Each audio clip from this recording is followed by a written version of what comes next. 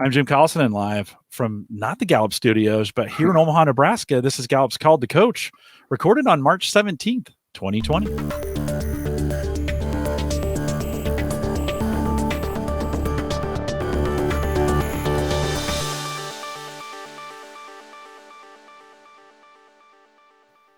Called to Coach is a resource for those who want to help others discover and use their strengths. We have Gallup experts and independent strengths coaches share tactics, insights, and strategies to help coaches maximize the talent of individuals, teams, and organizations around the world. And that could never be more important than it is right now. If you're listening live, we would love to have you join us in our chat room. There's just a link right above me here. There's a link to the live page. There's a chat room there. You can just log in and join us. If you have questions, put them in there. If you're listening to the recorded version, and many of you are, whether you're listening on podcast or on YouTube, send us your questions via email, coaching@gallup.com. Don't forget, if you are listening on YouTube, there's a button down below there, a subscribe button. Just subscribe. You'll get a notification every time we go live. And if you're maybe now is the time to join us in the podcast world, right? Listen to those when you have some extra time. Any podcast app, search Gallup Webcasts. Lindsay Spain is our host today. Lindsay's a regional manager with us at Gallup. And Lindsay, great to have you on Called to Coach, and welcome. Thanks so much, Jim. It's a pleasure to be here. Well, on this St. Patrick's Day, we are lucky to have our guest, Greg Kirsch, with us today.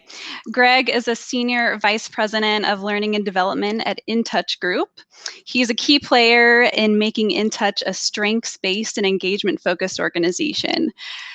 Greg specifically leads a team of learning professionals whose mission is to empower Intouchers by nurturing talents and strengths and enabling continuous learning for personal and professional growth.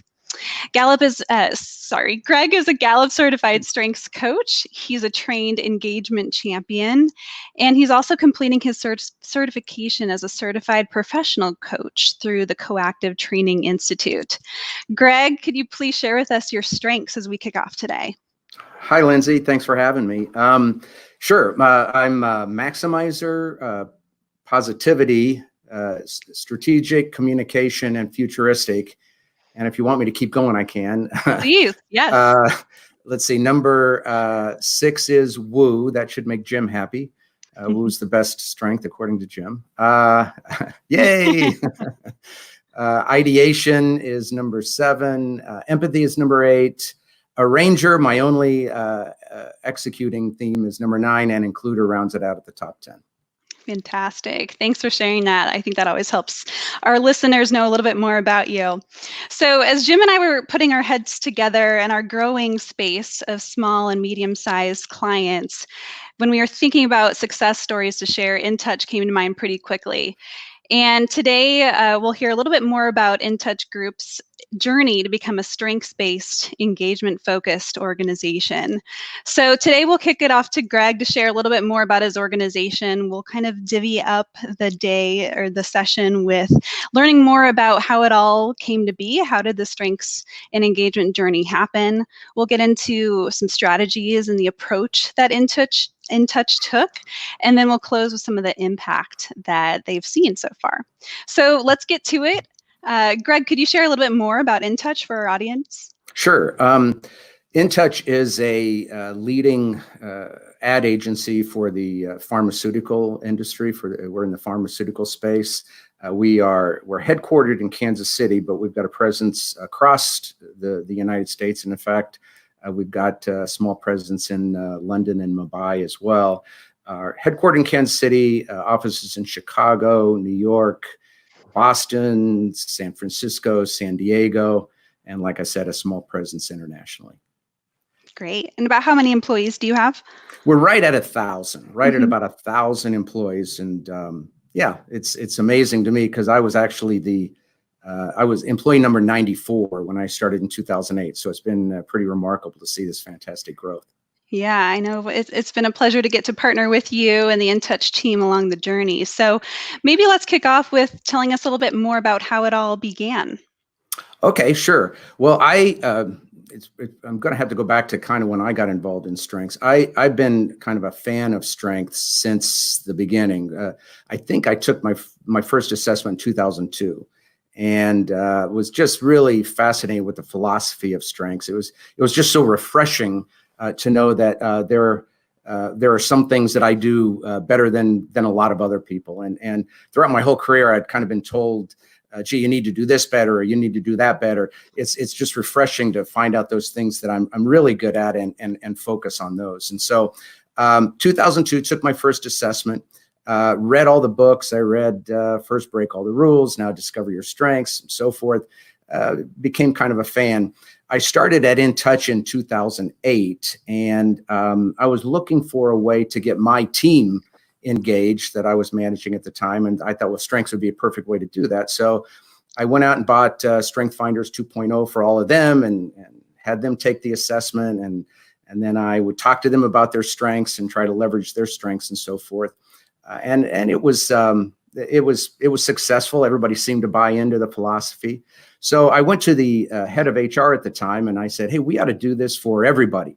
And like I said, I was employee number 94. So the head of HR at the time said, sure. So we went out and bought a bunch of Strength Finders 2.0 books and gave them to all the new employees.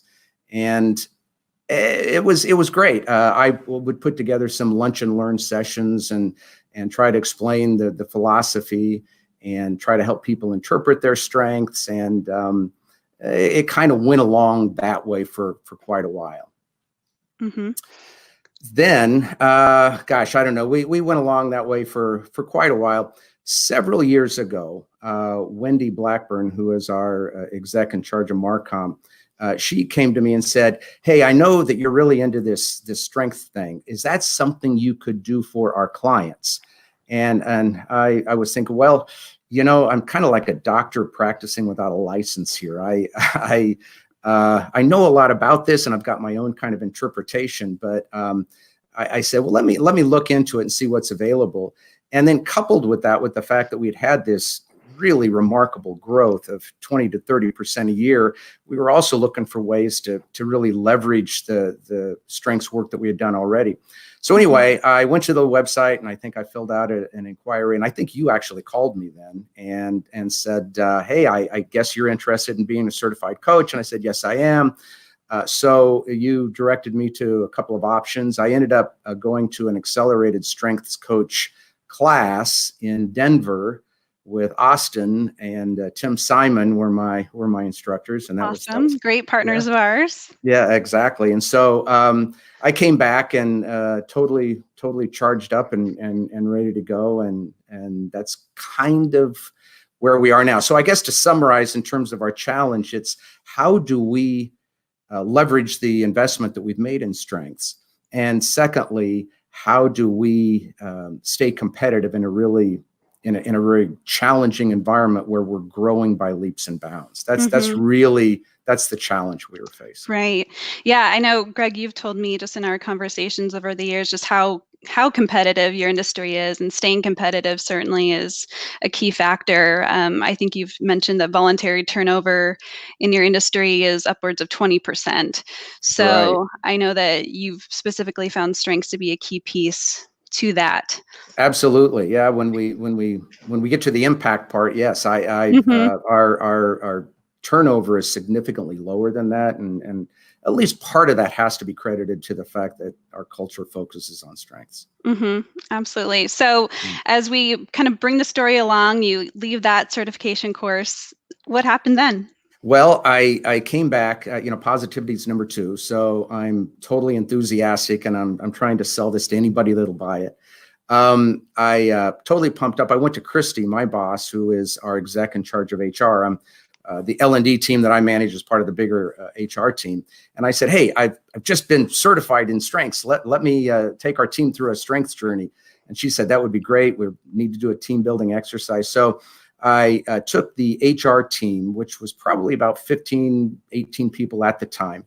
And we did a team session where we talked about individual strengths, and we printed out everybody's individual strengths profiles and their insight reports, and gave them all highlighters and asked them to highlight the parts that were most resonant with them. We kind of interpreted those, had people talk about their strengths. And then we kind of branched into a strength-based partnership session where we paired people up and gave them other people's strengths, insights, and said, highlight those areas that really resonate with you about the person that you're analyzing here. And it was really a very empowering session. We filled out little cards. Here's what you bring to the team. Here's how you can help the team. Here's how the team can help you. We put little stickers of metaphorical pictures of what you represent to the team on cards. I actually still have my card, and when I'm down, I pull it out and look at it just as kind of a, as a affirmation tool. But it was real successful. Everybody loved it, and took their strengths tents with their strengths on them and put them outside their cubicles and their offices, and it was great. So Christy came to me later and said, "Hey, listen, that was great what you did for the HR team. Could you do the same for the executive team?" And so I said, "Wow, yeah, sure, I would love to." So I went to New York for one of their periodic meetings and did a very similar thing for the 11 people on the executive committee, and a similar kind of response. People responded favorably. There was a lot of laughs, and people, liked it a lot. And so that was great. That led to an invitation to do a similar thing for the entire VP group. So at the time, this is about 3 years ago, there were probably 50 people in the VP group. Mm-hmm. So I wasn't able to do the stickers and all that. That was too cumbersome. But we did a lot of the exercises that you'd be familiar with. Love, Crazy, Envy. We did a scavenger hunt. Everybody was roaming around, learning everybody else's strengths, and it was just a real empowering session. And then the floodgates kind of opened, because many VPs started coming to me saying, "Can you do this for my team? My team could really use something like this. And what else do you have to offer?" So then suddenly my influencing was on steroids at that point, because it was out of control. So luckily, there was a woman on a different team who was very interested in strengths, and she asked me how to become a certified strengths coach. And her name is Ann. She eventually joined my team to be part of the L&D team. And another member of our team, Jasmine, has become a certified strengths coach in the meantime. So the three of us are we're pretty much handling the demand now. We're able to do strengths for teams, do a lot of strengths for team sessions. Jasmine and Ann also lead our strengths for new hire sessions. And so all new employees that join the company, and we're still experiencing some pretty dramatic growth. All new employees go through what we call strengths for new hires. And they get the strengths code, they get their assessment. We make a strengths card that they can put outside their cubicle.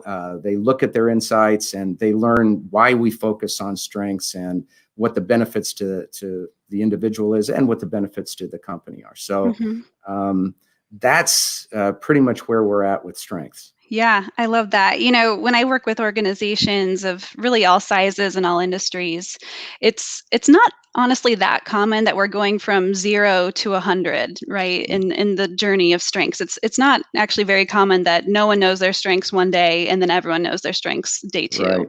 So what I love about your story, Greg, is that, you started really intentionally with some smaller groups. And as you described very well, word caught on, and energy is just, contagious at that point. And people hear about this, they, hear the buzz about strengths, and then it kind of happens at a more organic level. So I love that piece of your story.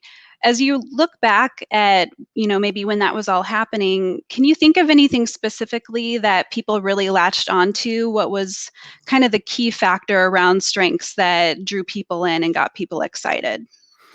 I'd have to say it's such a positive message. And like I said, my own journey was such that throughout my whole early career, I was being told all the things that I did wrong and all the things that I couldn't do. But this is the total opposite philosophy. It's here's what's right about you. And I think when I am leading teams through this or coaching individuals, that's what I really like to focus on, is that positive aspect. It shouldn't surprise you. Positivity is my second strength, so it's easy for me to do that.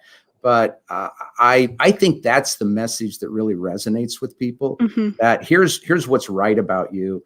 Let's leverage that. Let's not try to fix what's wrong about you or what's not a strength. Let's leverage around that.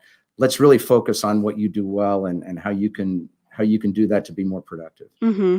Yeah, it just kind of at that point becomes a common language, and it's not about judgment, how you're different and what you bring to the table. It's more of a positive mindset about how can we honor those differences in each other and really partner strategically in that way. So I That's love what it that. is.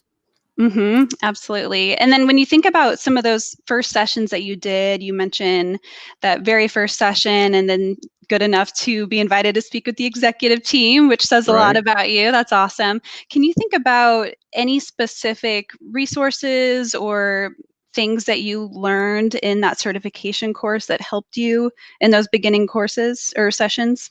Sure. There's a presentation that was on the Learning Center that I downloaded, and I adapted it for our own use. Part of it applied and part of it didn't apply. It was, frankly, I pretty much followed the script that I learned in training. I adapted it for us. Some things I thought, oh, this would never work here, so I didn't try it. Other things, hey, I'll try it, and if it works, great. And if it doesn't work, well, then I'll learn that. Mainly the presentation and the meetings you should have with managers, and then the sessions with teams. So what we're doing right now is we basically have 4 sessions with teams. We've got the first one, which is just discover your strengths, understand what your strengths are, and we really focus on the individual. Then the second meeting we have, or the second session we have, is strength-based partnerships. Now that you've kind of understood your own strengths and you can name them and claim them, understand how they manifest themselves in your life, and actually aim them at very specific challenges or goals that you have. Now that we've gotten you taken care of from an individual standpoint, now start to learn your teammates' strengths. How can you leverage their strengths? And in fact, my own team is a good example of that. I'm high in the influencing themes and positivity and maximizer, or positivity, I guess, is a relationship building thing, but the communication and the maximizer woo is way up there. So I'm out there selling all the time, but a lot of times I have a hard time getting things done. So that's where it's really important that I can partner with someone like Jasmine on my team, who's very high in the executing themes. And that's what I'm talking about when I talk about a partnership. We complement each other. Anne kind of rounds it out because she's really high in the thinking. So she'll think of it, I'll go sell it, and Jasmine will go make it happen, is pretty much the way that it works. Yeah. The power of 3 is what we call that. Exactly. I love that. Then we move on then to some kind of collective strengths of the team sessions, where we look at the collective strengths of the teams. What do you as a team bring, and how do you get your work done, and how can you be more effective leveraging the strengths of your individual team? So that's pretty much the cadence that we've been following. Got it. And so I guess looking ahead then to the next step in your journey, I know it was about a year ago, Greg, that you and I we first started speaking about layering in our Q12 employee engagement tool. So do you want to tell our listeners a little bit more about how that came to be? Sure. Ironically, at that meeting with the VPs that I was just talking about a second ago, after my session, Mary, one of our HR business partners in our Chicago office, was giving an update on what was going on in the HR world, and she mentioned that we are considering doing an engagement survey, just kind of by way of an update. And we're vetting companies right now, and I saw that Gallup Q12 was on the list. So as soon as the session was over, I tackled Mary, and I said, hey, if we, I'd love to be on this task force. And she said, I'd love the help. And so we vetted a number of organizations, settled on the Q12, sold it in, and it was adopted. So you're right. It was just about a year ago, just a little over a year ago, that we launched our first survey of the Q12. Prior to that, we identified 5 people, including myself and Mary, to go through certification training. Well, actually, I guess it's not certification training, but to get our certificate in the Q12. The engagement champion training. Thank you. Thank you. Yeah. Engagement champion training. So we went through that, and it was a lot to absorb. It was a totally new way for us to do things.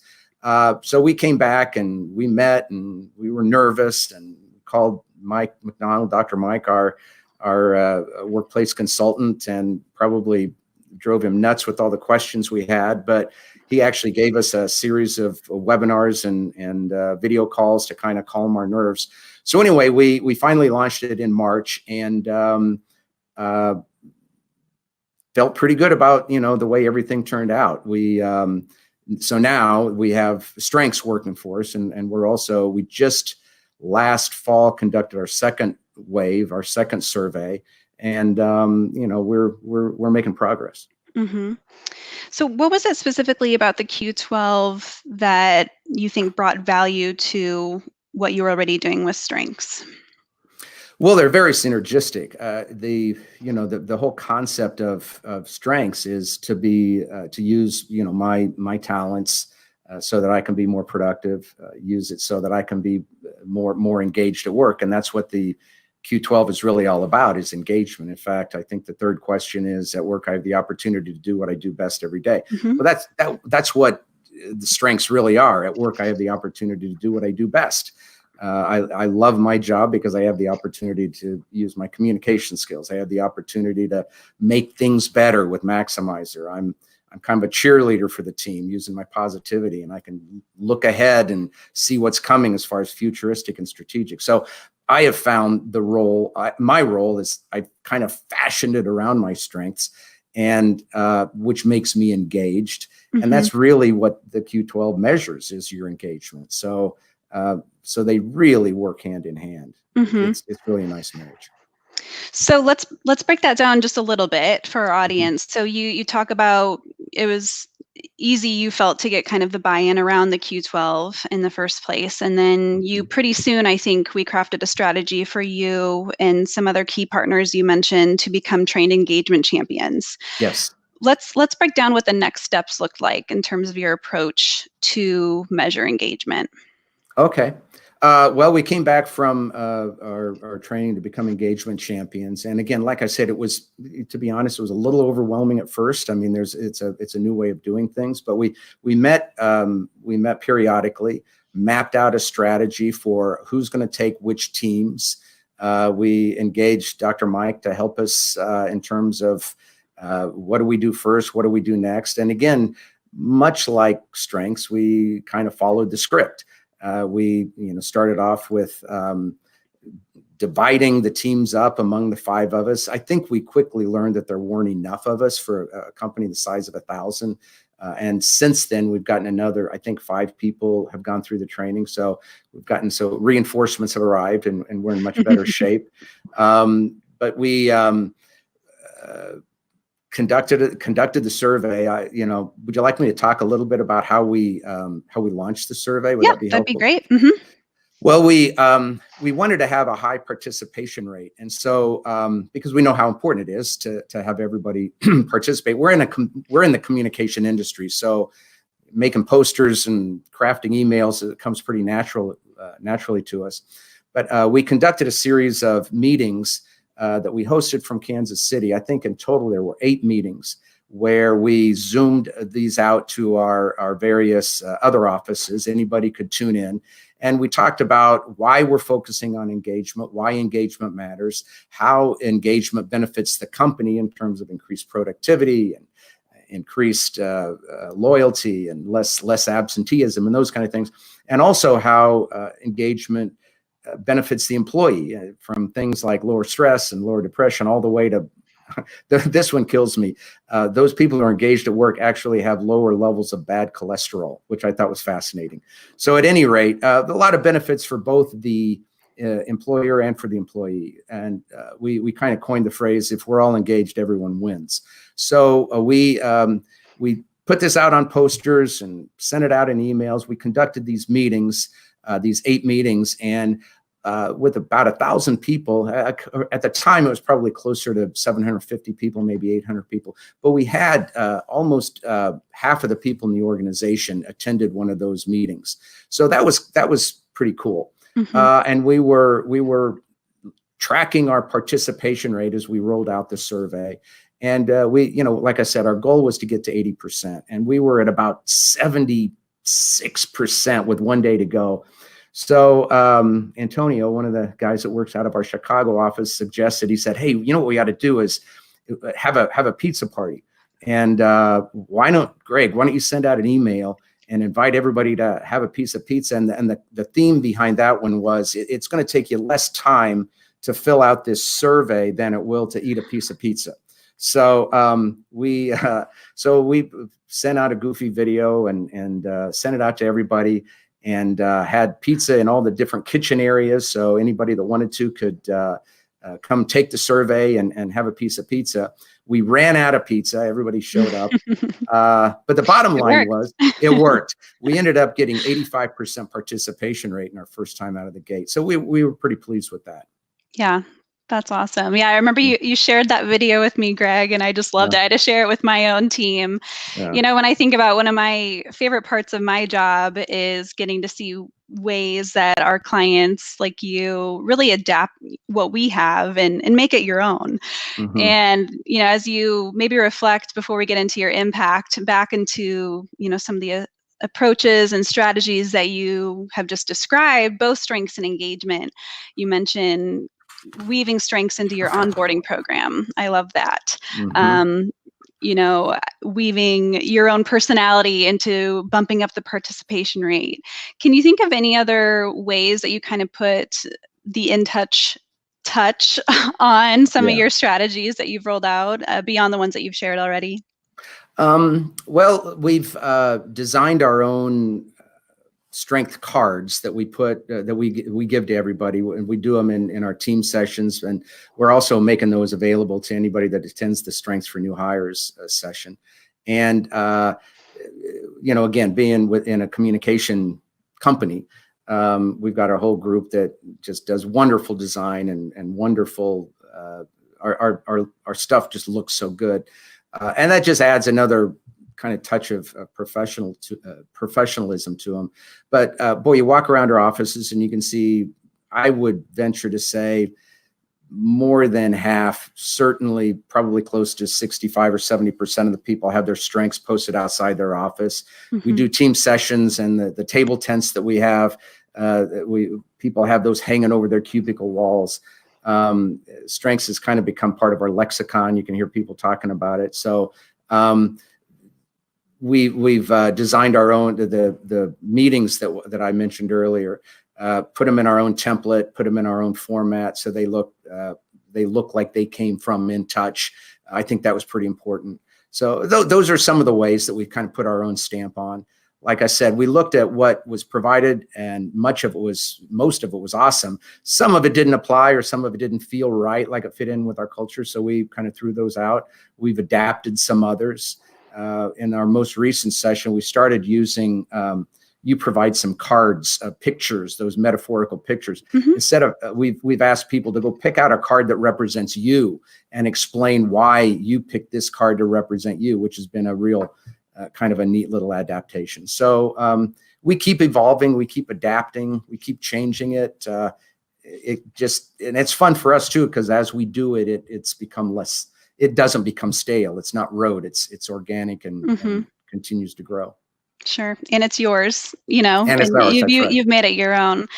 Yeah. Let's get into impact. So as you Sure. think about, you know, all your hard work with you, I know Jasmine and Ann are also key partners of yours and your team. What are some of the ways that you have seen, you know, those approaches take shape within your organization, both quantitatively and maybe even qualitatively too? Probably the biggest quantitative number we have are the results that we've gotten from the Q12. And so I'll probably start off there.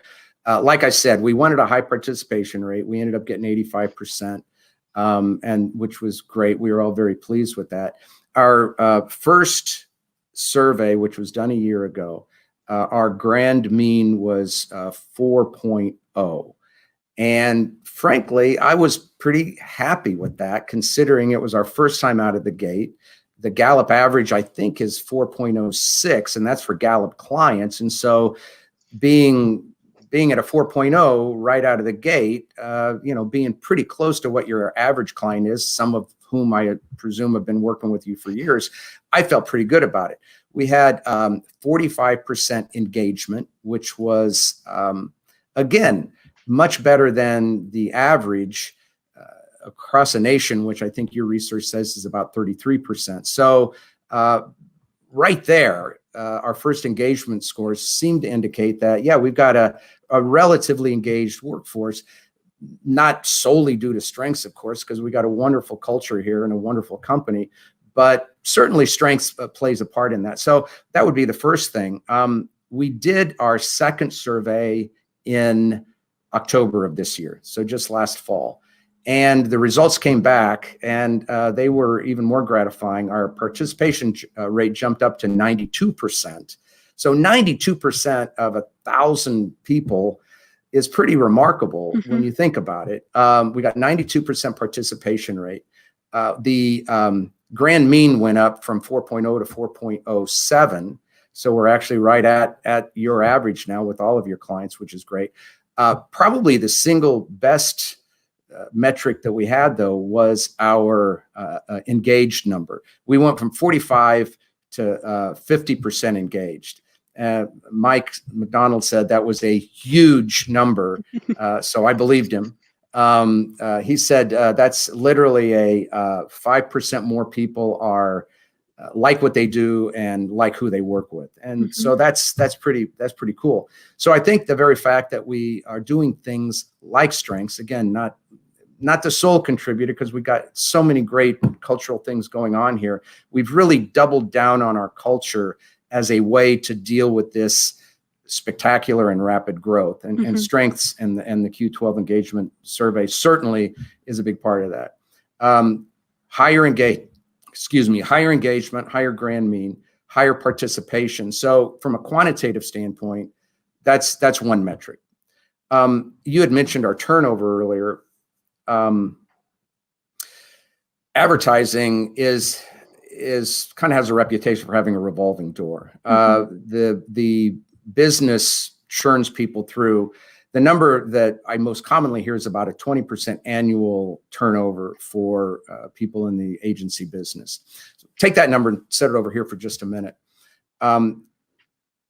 Your research, I think it was your research, said that about 38% of the American workforce are millennials, are under the age of 38. So at Intouch, however, our percentage of that age cohort is closer to 65%. So we've got a very young company. And again, your research seems to indicate that that cohort tends to change jobs more frequently. In fact, I think the number was 6 out of 10 people in that age cohort are looking for a new job. So we're in a very high turnover industry, and we mainly employ the cohort that changes jobs most frequently. So taking those two factors, but if you take a look at our voluntary turnover, it's actually very low, considering that we're in the low teens, in the low double digits. So compare that with a 20% turnover rate for the industry. That says something. Something's going on in terms of our culture. And again, I can't say it's only strengths or it's only the Q12 engagement and so forth, the strategies that we've employed because of that. But I got to believe that that's played a part. And then one other metric that's tied into that is the fact that we've got is our client turnover. Traditionally, clients stay with agencies.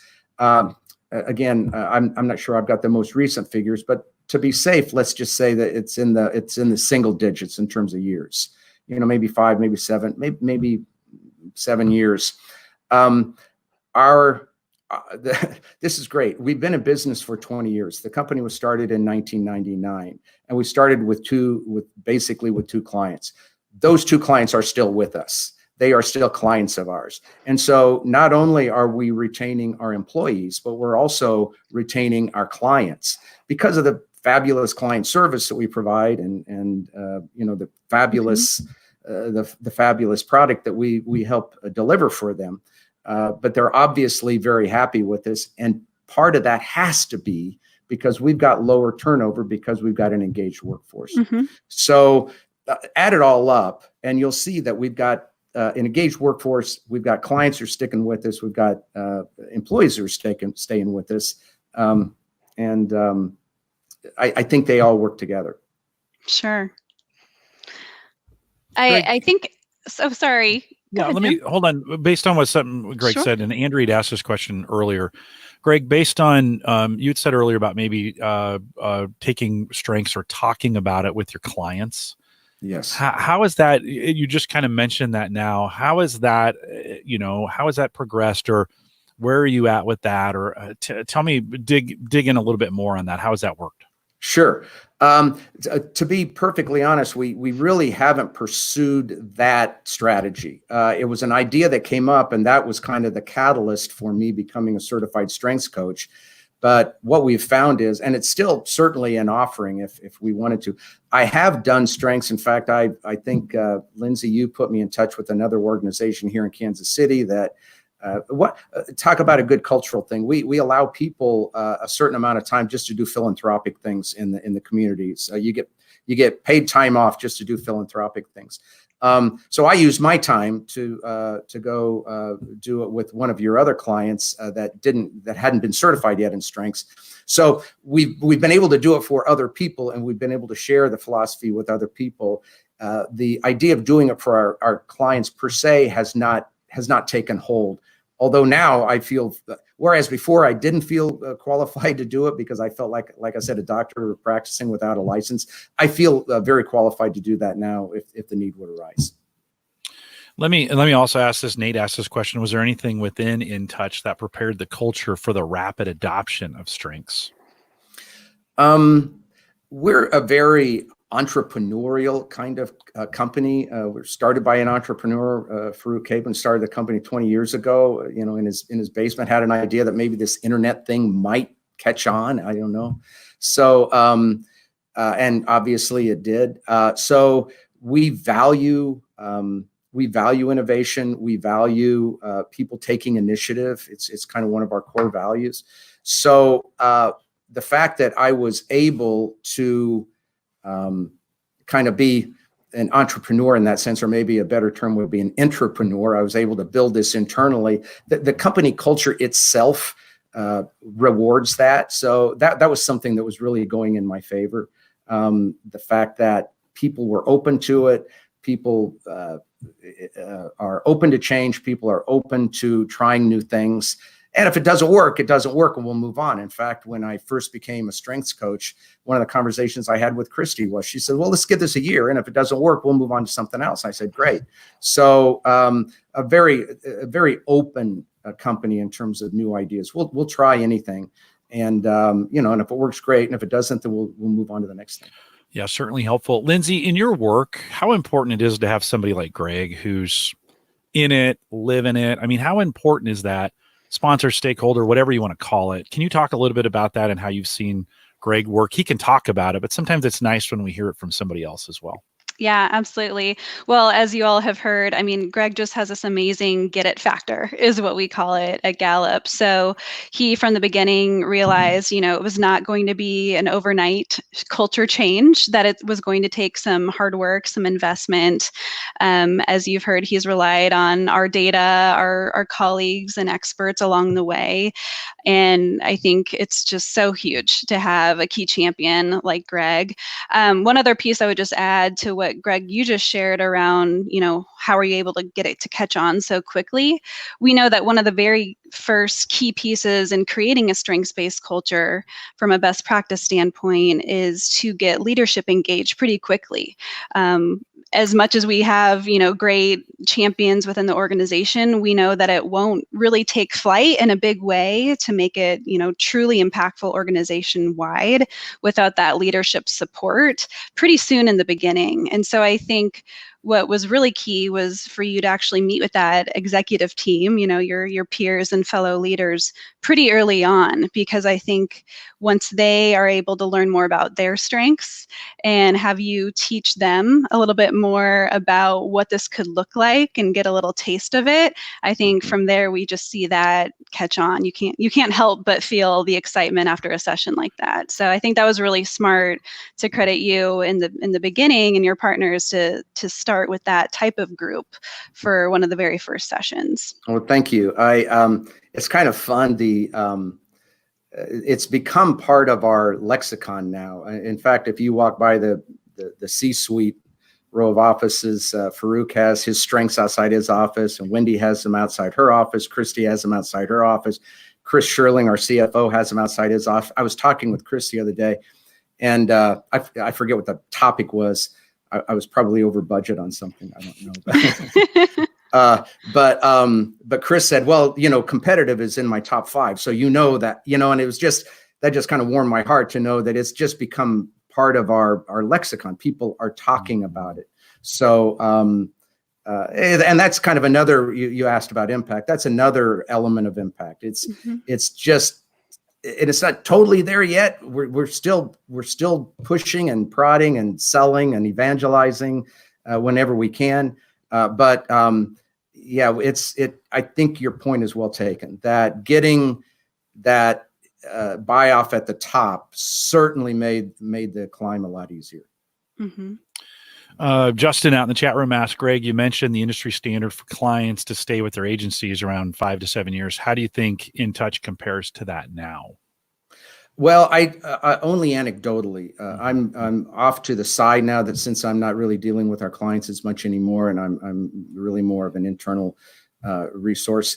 I gotta believe it's more than that, because and again, I don't have a number. I don't have a hard number, and I'd be scared to mention one. I do know that, like I said, our 2 longest tenured clients have been with us for 20 years. So by definition, they're going to skew the average higher than that. I probably could find that number, and in fact, I could get back with you guys if you wanted to share it with Justin later. I don't have the number off the top of my head. Sure, no. And I think, we hear this all the time, is customers will say, well, we just really like working with you guys. It creates a culture of internally where people are kinder to each other, where people really are, they work better in partnerships. They get things done more efficiently. You're probably seeing that as teams start working better together, right? They stop trying to sabotage each other, and they start trying to figure out how to help one another because they know their success is tied together. Do you see as it gets communicated more, and even with the engagement number, right? We can measure the effects of strengths it's having in an organization with the engagement survey. Do you sense an overall movement like that inside the organization? Did you see it become a more helpful, more productive? Could you feel that, and could you see it as it was happening? Yeah, I think the answer to that is yes. You can see it happening even more. Well, again, let's go back to a quantitative measure. The company has always been a very caring company. As long as I've been here, since 2008, and even in face of this dramatic growth, we haven't lost that human touch. Question, I think it's question number 5 at work. My supervisor or someone at work cares about me as a person. That is our single highest Q12 score, and you can see that in the organization. It's just a very caring organization. That's some great insight to see that question, and then to point that right back to a definite culture. In other words, this reflects our culture, and it's a great measurement of that. And I think gives you the opportunity to also to celebrate that in the organization. We say that, in other words, as an organization, we say that, but is it proven out in the numbers when we survey our employees? Yeah. Do they believe in it as well? And so it's not, you're just not making it up. It actually is true based on the numbers, right? Yeah. And we know when people are engaged, they like their jobs better. They want to go to work, and they're going to provide better client service. And like you said, they're going to treat their teammates better. And it's this virtuous cycle. If I can get somebody, if I can empower them by focusing on what's right with them, and then they become more engaged at work. So they start treating their coworkers better and start treating their clients better. And like you said, Jim, then the clients say, we just like working with you guys. And so and boy, if you like working with me, I like working with you. So I'm going to work harder. And it just keeps going around like that. It's hard to quantify, but I got to believe there's something there. No. Lindsay, what else do you have for us? Yeah, Greg, I'd be curious to know, what are some ways that you and Jasmine, your other trained champions, your fellow coaches, how do you stay sharp in your role? Oh, great question. We meet periodically, and we share things. Probably one of the best things we've done is I went to the summit that you provided a couple of years ago, and I was kind of a neophyte, and I was roaming around. I didn't know anybody other than I did run into some of the people that had attended my accelerated strengths coaching class, which was fun. I just absorbed a lot of stuff. It was like drinking from a fire hose. There was so much. I downloaded every single presentation afterwards and put them in a file so that I could refer to them. And then last year, I convinced a couple of my cohorts to go with me, or my compatriots to go with me, and they did. And the three of us then started, then we were able to branch out a little bit more. We all mapped out our sessions. Which one are we going to? I'll go to this one. You go to that one. Let's get back together. Let's compare notes. And so that was great. I'm hoping to get even more people to go to the summit this year. You talked about last year's summit, the book that had just been published. It's The Manager. It had just been published. And so I got a copy. Everybody got a copy, but I bought a copy for the CEO. I bought one for one of our, David, one of our enterprise leaders, bought one for Christy, trying to, just, hey, you should read this, use it as a reference book. And one of the things that we had decided as a business imperative is the broader imperative is to make Intouch a better place to work. And as part of that, I had suggested that we need to teach our employees, or our managers really, how to be coaches, how to be a coach as opposed to a manager. And your research suggests that with the changing workforce, as the workforce is turning over, today's workforce don't want a boss, they want a manager. They don't want a paycheck, they want a purpose, these kinds of things. And so we've really invested pretty much, like I said earlier, we've doubled down on this cultural idea that we need to change the way that we're doing, although the company just started from such a great base already. But let's start to invest in coaching. Let's start to develop this culture of coaching. As you mentioned in my bio, I've actually decided to become a certified professional coach, and we're launching a coaching initiative internally to help those high performers become even better. And my background as a strengths coach is only going to enhance that. It's only going to really add to it. So I got off on a roll and I forgot your original question, but we're trying to develop a coaching culture here. And again, the company's been very open to that. Mm-hmm. Yeah, we were just talking about how you stay sharp as coaches. That's right. I know Summit's been a key thing that you and others have prioritized within Intouch and attending. It's always a good reunion point for your fellow ASC course attendees too. Exactly. Yeah, it is fun, and it's fun to meet people there. You've introduced me to several folks that I've met, and then actually have run into people that I didn't even know were coaches that I knew from a previous life that were there. So yeah, it's been kind of fun to reconnect with people. That's great. Lindsay, we probably have time for just one more question Sure. from you. What would you like to kind of wrap it with? Yeah, let's end with this one, Greg. So if you knew then, back when you started with the strengths rollout, if you knew then what you know now, what would you have changed? I don't know, things have worked out pretty well. So I probably, here's what I would have changed. I would have become a strength coach much sooner if I had only known it was available. I was unaware that I could become a strengths coach, and I probably would have done that.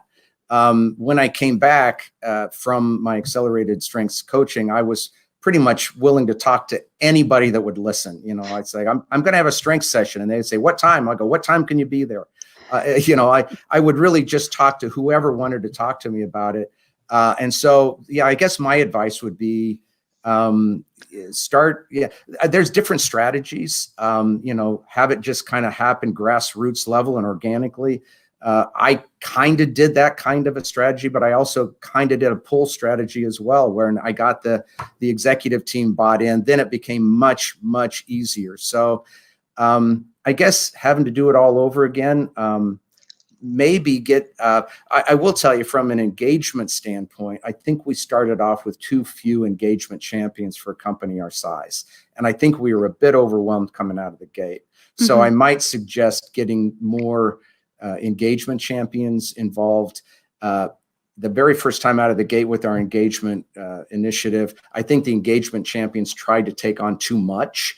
And so I would suggest that we try to influence our managers to take on more of that responsibility. Sure. Thank you. Well, what I personally really like about this success story is two things. Just to kind of credit you, Greg, and your team. One is, from the beginning, your huge commitment to it. As Jim mentioned, the having a partner like you is really, really key to having this really take off and catch on in a big way. And most importantly, make that impact that you mentioned from a quantitative engagement standpoint and the value you bring to your customers. Second is, as I mentioned already, how you've made all of our tools, Gallup's expertise, how you've made it your own. We find that there's actually a 7% increase in employee engagement after just simply doing the CliftonStrengths assessment. But then when you truly create more of a culture and have intentional touch points around coaching and manager development, all the great things that you're mentioning that you've developed with your fellow trained coaches, we see a 23% increase in employee engagement. So that's what the data says, and that's certainly what you have done very, very well. So Greg, with that, I just want to thank you again on behalf of the Gallup Tribe for joining us today and sharing your success story. I know I personally am incredibly grateful to be along for the ride, and I'm excited to see where this heads. Yeah, me too. Well, thanks for having me. It was a lot of fun. Appreciate it, Greg. With that, we'll remind everyone to take advantage of all of our resources. Greg mentioned a ton of them, and they're using a lot of them now on our new Gallup Access platform. You just head over to gallup.com/CliftonStrengths. You can log in there. By the way, that link will take you directly to your strengths dashboard, and so kind of a convenient way to get it done. We'll also post this as well as other success stories over on that site. So again, gallup.com/CliftonStrengths will get you there. While you're there, sign up for our CliftonStrengths community newsletter, monthly newsletter that comes out. Just kind of keeps you close to all the things that are going on here in the strengths world. It allows us to send you that monthly newsletter. If you have any questions on anything along these lines, you can send us an email, coaching@gallup.com.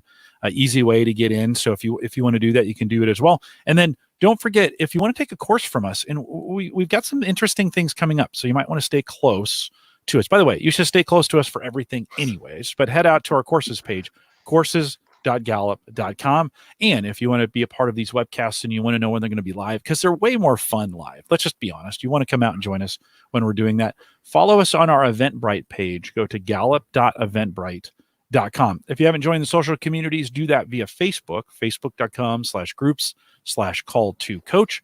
And if you're not a Facebooker, you can join us on LinkedIn. Just search for CliftonStrengths, all one word, CliftonStrengths trained coaches. You don't have to be one of our trained coaches to be in there. We'd love you to be, but you don't have to be. Just ask for permission to come in. I will let you in as well. I want to thank you for joining us today. We'll be back all week with a whole bunch more of these, so stay close. With that, we'll say goodbye, everybody.